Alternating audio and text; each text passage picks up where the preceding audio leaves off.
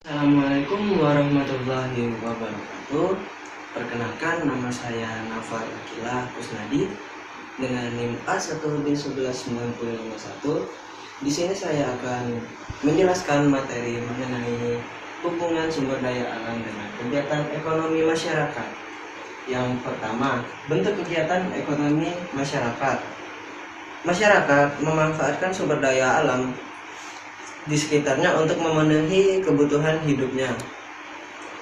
Bentuk kegiatan ekonomi masyarakat dalam memanfaatkan sumber daya alam tersebut antara lain seperti pertanian, peternakan, perikanan, perindustrian, dan kerajinan. Pertanian. Sebagian besar masyarakat yang tinggal di pedesaan bekerja sebagai petani. Para petani mengolah sumber daya tanah menjadi lahan pertanian. Hasil pertanian terutama bahan makanan seperti padi, jagung, kedelai, ubi, kacang, kedelai, terong, semangka, dan lain sebagainya. B. Peternakan. Banyak warga masyarakat mengelola sumber daya hewan dengan cara beternak, misalnya beternak ayam, itik, burung puyuh, kambing, kerbau, sapi, kuda, dan lain sebagainya. Hewan ternak dibuatkan kandang khusus pada saat-saat tertentu. Hewan tersebut digembalakan. Hasil peternakan bermacam-macam, antara lain seperti telur, daging, susu, dan kulit. C. Perikanan. Penduduk yang bekerja sebagai mencari ikan disebut nelayan. Para nelayan menangkap ikan di laut, dan sebagian lagi ada yang menangkap di ikan di sungai atau di danau. Di samping itu ada juga penduduk yang melakukan budidaya ikan di kolam air tawar. D. Perindustrian.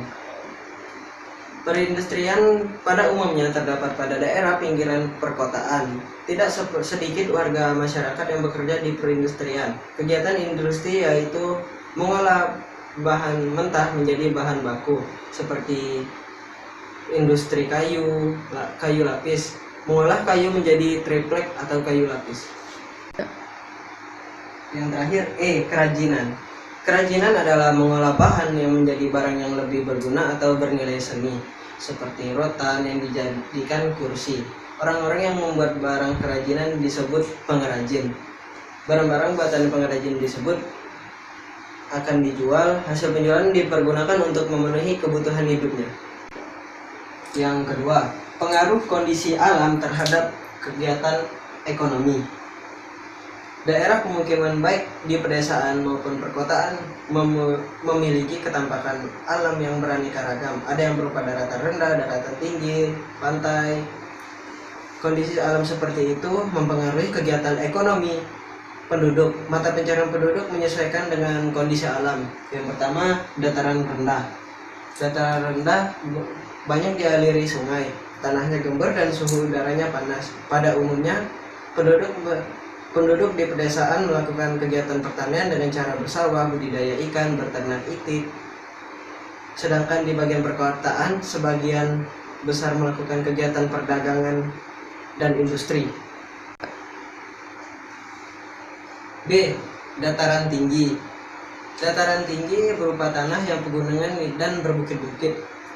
Penduduk yang berada di pedesaan bekerja di perkebunan. Mereka menanam tanaman industri antara lain seperti teh, kopi, kina, dan kakao. Selain itu ada juga yang menanam sayuran dan bermacam-macam bunga. Banyak penduduk di wilayah perkotaan mendirikan usaha perhotelan dan tempat perindustrian. C. Daerah pantai. Daerah pantai berdekatan dengan laut. Penduduk daerah pantai sebagian besar bekerja sebagai nelayan. Mereka pergi melaut menangkap ikan. Di daerah pantai banyak digunakan sebagai penduduk untuk usaha tambak ikan, tambak garam, dan sawah pasang surut. Demikianlah materi yang dapat saya sampaikan. Apabila ada kekurangan, saya akan memperbaiki pada pertemuan selanjutnya. Saya akhiri. Wassalamualaikum warahmatullahi wabarakatuh.